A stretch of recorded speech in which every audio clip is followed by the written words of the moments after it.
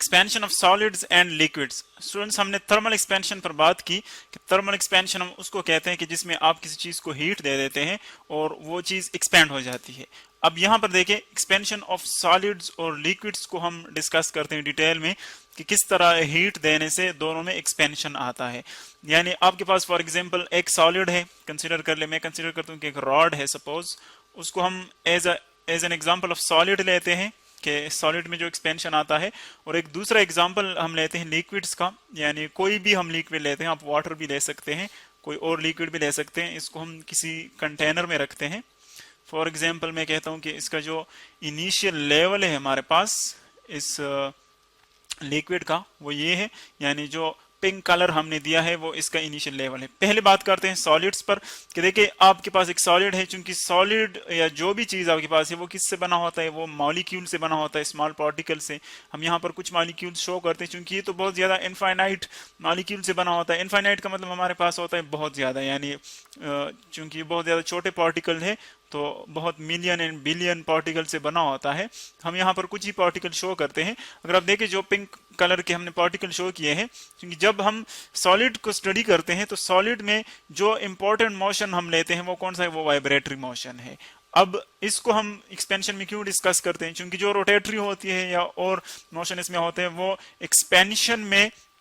उसका कोई इफेक्ट नहीं होता। एक्सपेंशन में हम सिर्फ वाइब्रेटरी मोशन जो वो डिस्कस करते हैं, क्योंकि अगर आप देखिए ये एक मॉलिक्यूल है फॉर एग्जांपल किसी सॉलिड का, इस रॉड का, जब ये इन दो पॉइंट्स के दरमियान मोशन करता है, बैक एंड फोर्थ मोशन, तो हम कहते हैं कि इस मोशन को हम क्या कहते हैं, वाइब्रेटरी मोशन। और जो मिडल पॉइंट है इसका, उसको हम कहते हैं मीन पोजीशन, यानी इसी पॉइंट के इर्द गिर्द ये मोशन करता है। अब अगर आप देखें इसमें इतनी ही एनर्जी है, इन दो पॉइंट्स के दरमियान मोशन करता है, अगर हम इसको हीट अप कर ले, यानी हीट एनर्जी इसको प्रोवाइड कर ले, तो मॉलिक्यूल्स क्या कर लेते हैं, वो एनर्जी गेन कर लेते हैं, क्योंकि हीट क्या है, फॉर्म ऑफ एनर्जी है। तो जब वो एनर्जी गेन कर लेते हैं, फॉर एग्जांपल ये एक मॉलिक्यूल है, इसने एनर्जी गेन की, तो अब इसकी जो वाइब्रेटरी मोशन है वो बढ़ जाएगी। यानी इसकी एक तो ये है कि इसकी स्पीड बढ़ जाएगी, दूसरी ये है कि ये ज्यादा स्पेस में वाइब्रेशन करेगा, यानी ज्यादा एम्पलीट्यूड के साथ। यानी पहले अगर ये फॉर एग्जांपल 2 सेंटीमीटर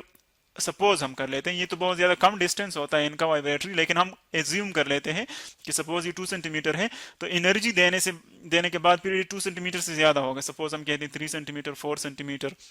यानी इतने स्पेस में वाइब्रेशन करेगा। यानी एनर्जी लेने से इसकी जो वाइब्रेटरी एम्पलीट्यूड है वो क्या हो जाती है, वो बढ़ जाती है, यानी ज्यादा डिस्टेंस में ये वाइब्रेशन करता है। तो देखें इसी तरह अगर इसके साथ कोई और मॉलिक्यूल है तो उसका भी एम्पलीट्यूड यानी डिस्प्लेसमेंट बढ़ जाएगा। इसी तरह जितने भी मॉलिक्यूल्स हैं सबका एम्पलीट्यूड बढ़ जाएगा। तो एज अ रिजल्ट क्या होगा, जब सारे मॉलिक्यूल्स का एम्पलीट्यूड बढ़ जाएगा तो हम कहते हैं कि मॉलिक्यूल जो है वो थोड़े थोड़े एक दूसरे से दूर जाएंगे, दूर चले जाएंगे। यानी अगर पहले वो इतने करीब थे, वो इस तरह वाइब्रेटरी मोशन कर रहे थे, तो अब वो ज्यादा स्पेस में वाइब्रेशन करते हैं इस तरह, और अब थोड़े से वो एक दूसरे से क्या करते हैं, दूर चले जाते हैं। अगर हम देखें इन दो पार्टिकल्स को, तो पहला जो इसका लेंथ फॉर एग्जांपल इतना था, अब बाद में इसका जो लेंथ है वो इंक्रीज हुआ है, इतना हो गया है, यानी हम कहते हैं कि इसमें एक्सपेंशन आ गया दो मॉलिक्यूल्स में। तो जिस तरह हम सॉलिड की बात करते हैं, सॉलिड चूंकि बहुत ज्यादा मॉलिक्यूल से बना है, तो इसीलिए जो एक्सपेंशन मॉलिक्यूल्स की के स्पेस में आता है, इसकी जगह में आता है, यही एक्सपेंशन एक्चुअली आता है फिर सॉलिड बॉडी में या लिक्विड बॉडी, जो भी हम डिस्कस कर लेते हैं। यानी हीट देने से मॉलिक्यूल्स के दरमियान जो बॉन्ड एनर्जी है वो थोड़ी वीक हो जाती है, और एज अ रिजल्ट वो एक दूसरे से दूर चले जाते हैं, मतलब उनके दरमियान जो स्पेस है वो बढ़ जाता है। तो हम देखते हैं कि जो सॉलिड है वो क्या हो जाता है, एक्सपेंड हो जाता है। यानी अगर पहले इसकी जो लेंथ है फॉर एग्जांपल हमारे पास है L0, तो हीट देने के बाद इसमें थोड़ा एक्सपेंशन आता है। अगर हम सिर्फ लेंथ का एक्सपेंशन यहाँ पर कंसीडर कर लें, तो देखिए इस साइड पर भी एक्सपेंशन आता है, इस तरह इस साइड पर भी ऑल डायरेक्शन में एक्सपेंशन आता है। हम यहाँ पर सिर्फ ये जो है लेंथ में डिस्कस कर रहे हैं फॉर सिंप्लिसिटी। तो देखिए जो इसमें चेंज आता है उसको हम क्या कहते हैं, डेल्टा एल, यानी इतना इसमें चेंज आ गया। इसी तरह इसमें फॉर एग्जांपल इस साइड पर डेल्टा एल चेंज आ गया। तो हम देखते हैं कि जो इनिशियल लेंथ इसकी वो L0 है, और हीट देने के बाद इसकी लेंथ डेल्टा एल इस साइड पे देखिए बढ़ गई, इस साइड पे, और डेल्टा एल इस साइड पे बढ़ गई। तो टोटल जो लेंथ है वो फिर हम जो चेंज आ गया और जो इनिशियल लेंथ है उन दोनों को एड अप कर लेंगे तो हमारे पास टोटल लेंथ आ जाएगी। यानी इस तरह हम कह सकते हैं कि सॉलिड्स में एक्सपेंशन क्यों आता है, हीट देने से या एनर्जी गेन करने से। इसी तरह हमारे पास एक्सपेंशन आता है लिक्विड्स में। अगर आप इस फिगर को कंसिडर कर ले, हमारे पास एक लिक्विड है, एक बीकर फॉर एग्जाम्पल एक कंटेनर में हमने फ्लास्क में रखा हुआ है,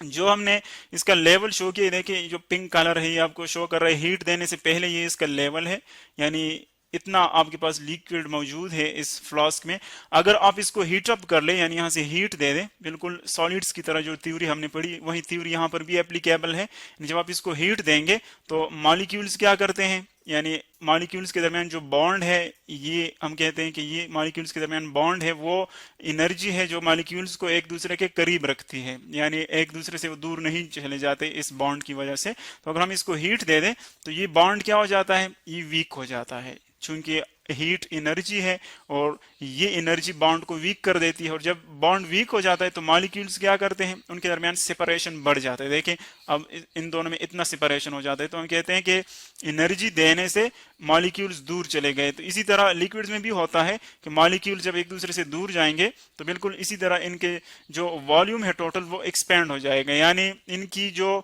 टोटल हमारे पास जो जगह या जो स्पेस ये घेरती है उसमें इंक्रीज आएगा। फॉर एग्जांपल हम कहते हैं कि हीट देने के बाद इसका लेवल ये हो गया तो इतना इसमें चेंज आ जाएगा, यानी अगर हम इसको डेल्टा वी से रिप्रेजेंट कर ले कि पहला इसका जो वॉल्यूम है फॉर एग्जांपल वो वी नॉट है, बाद में डेल्टा वी, तो इतना डेल्टा वी इसमें चेंज आएगा, तो टोटल जो इसका वॉल्यूम होगा फिर क्या होगा, यानी इनिशियल और फाइनल चेंज इन वॉल्यूम को हम ऐड कर लेंगे तो वो टोटल वॉल्यूम हमारे पास आ जाएगा। तो अब देखें